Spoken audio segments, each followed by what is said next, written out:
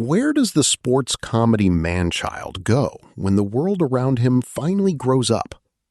The classic sports idiot used to be a reliable Hollywood fixture, a man brilliant at a game, terrible at life, and usually desperate for a father's approval. Published on 11 August 2026, the piece finds that exact archetype suddenly returning to modern screens. The central question is what happens when a comedy genre built entirely on arrested development tries to grow up. It asks how studios are updating the slacker playbook for an era of self-awareness, and whether the joke still lands when the bad behavior is left behind. Written by Annie Burke in Defector, narrated for Arva. The 1990s and 2000s were great decades for the sports idiot.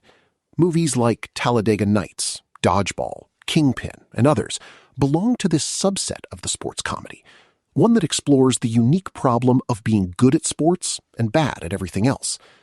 With the help of an older mentor, often but not always played by an older black man, and a supportive best friend even dumber than him, the sports idiot comes up against more threatening kinds of men, richer, meaner, or both, and triumphs. No matter how old he is, the sports idiot begins their journey in a state of perpetual adolescence. Sports are to blame for his arrested development, and his overcompetitive spirit is tolerated by fans and love interests alike due to the same deference afforded to famous divas and tantruming toddlers. And yet, this is the most important thing. Sports are also the means by which the idiot will grow up. Becoming a better player will make him worthy of a good woman, will help him survive the loss of a father figure, and will provide him the community that he didn't know he always needed.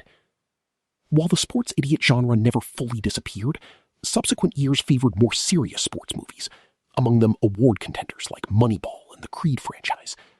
Meanwhile, the male-centered comedies on everyone's lips were The Hangover and the collected works of Judd Apatow, which, respectively, focus on competitive intoxication and the game of heterosexual love. But finally, the lovable sports idiot is back, and eager to show audiences that he's a little less problematic than before. Folks, we can fix him.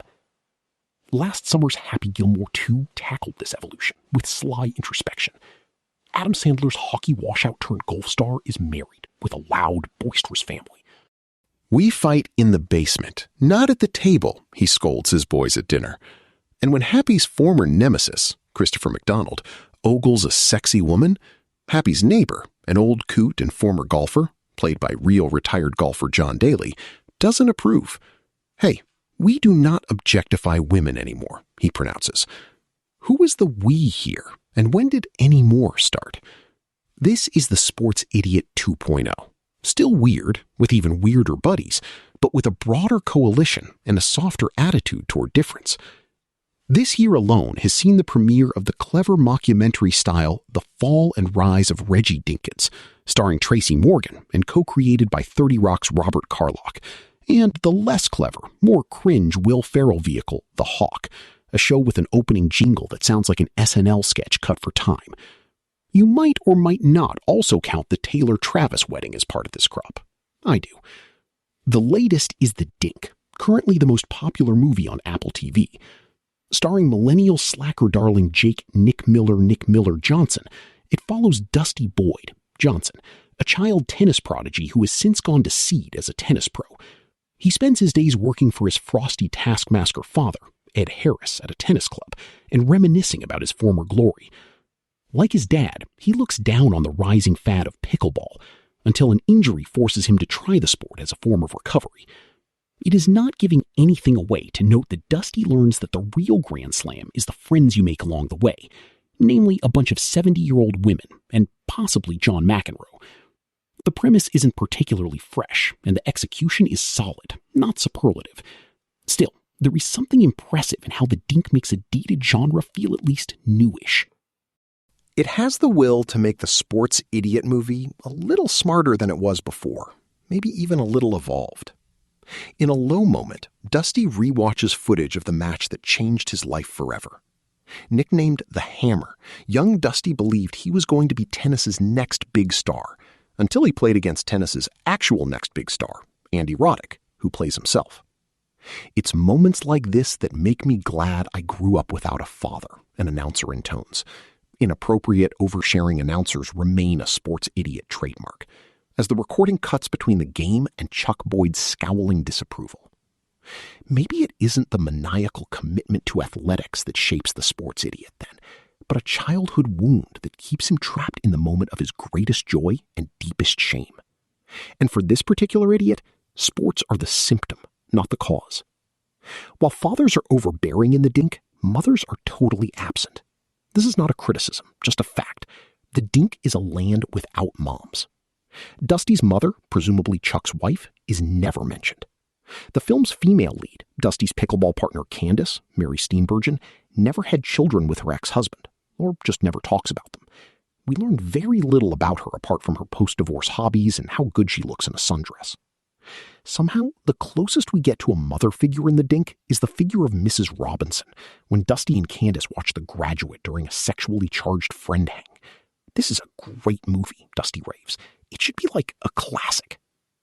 Dusty, like The Graduate's Benjamin Braddock, is lost, adrift. And like the sports idiots who came before, sports are what has gotten him into this mess, and sports are also what is going to get him out. The Dink comes from Ben Stiller's production company, which fits. Stiller produced Dodgeball, appeared in Happy Gilmore 2, and served as the goofy auteur behind the Zoolander franchise, an archetypal sports idiot movie, only missing the sports. Stiller plays the tennis club's doctor, a neatly dressed, bespectacled horn dog who can't stop talking about masturbation and a website called stickyhoney.com. A PG-13 level of sexual deviance that belongs not to the sports idiot but some other ancillary weirdo is prime sports idiot territory. Stiller's presence ties us back to the millennial roots of the sports idiot comedy, not to mention its overwhelmingly masculine lineage. Boy movie births boy movie births boy movie. The genre is a family tree of all fathers and no mothers. No wonder Dusty seems to have sprung from his father's head, fully formed. The younger Boyd has a lot of growing up to do before he can be a father himself, or even a friend. We know this from the start, as the movie begins with Dusty's voiceover exaggerating the heights of his success and glossing over the realities of his failures. His best friend and assistant, PJ, Aaron Chen, is suitably awed by how Dusty tells his origin story, asking, "Why does it still give me chills every time I hear it?" The kids he is coaching are bored and surly. "This lesson sucks ass," the boy snarks, still coming out as the adult in the situation. Harris plays his role straight, to great comic effect.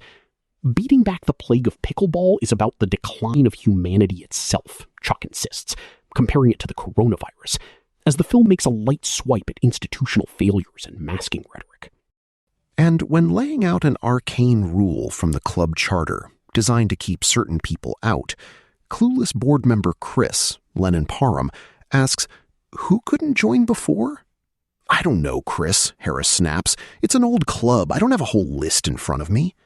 The camera pans to the only black character on screen, Wayne Wilderson, his face the picture of knowing disappointment. There is plenty in the Dink that doesn't hang together. Chen's sidekick character is a deadpan delight, and the film could have granted him his own arc, however small, and seen him soar.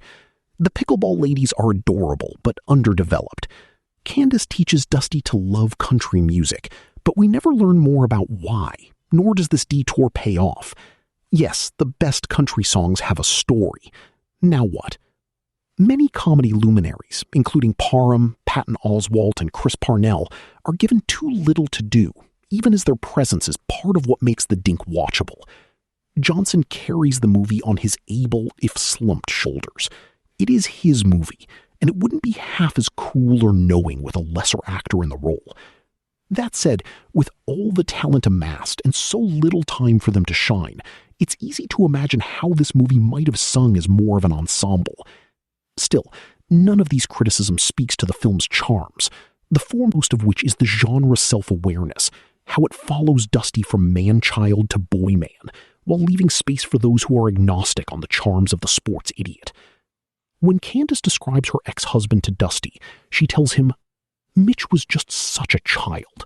He had no aspirations, he didn't have many friends, Just one weird friend, really, who just was yes, yes, yes to everything he said.